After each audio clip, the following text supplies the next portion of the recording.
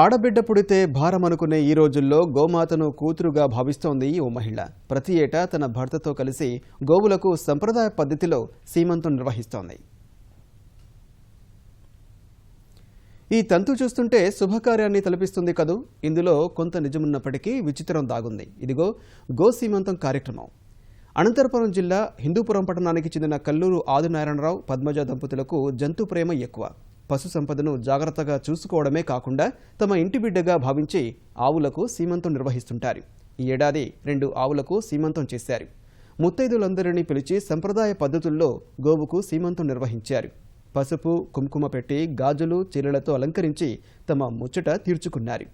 ముత్తైదులందరూ గోవుకి చీరలు సమర్పించారు.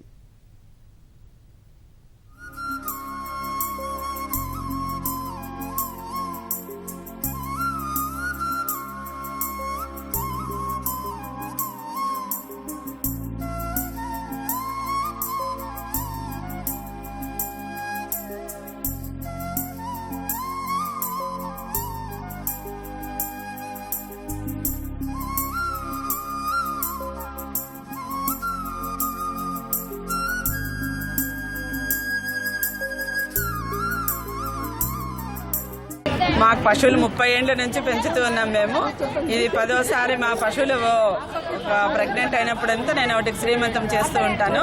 ఇది 10వసారి చేస్తున్నాను. మాకు 2 అబ్బాయిలు, అమ్మాయిలు లేరు. అమ్మాయిలు ముచ్చట తీర్చుకోవాలని నేను ప్రతి సంవత్సరం ఇలా చేస్తూ ఉంటాను. గోపూజ అంటే చాలా శ్రేష్టమైనది. ఎందుకంటే గోమాత అంటారు, ఎందుకంటే సకల దేవతలు గోమాతలో ఉంటారు అంటారు. అలాంటిది గోమాతకే శ్రీమంతము అంటే ఆ తల్లే ఇంకొక బిడ్డకు జన్మనిస్తుంది. అలాంటి తల్లిని సేవించుకోవడము మన పూర్వజన్మ సుకృతము.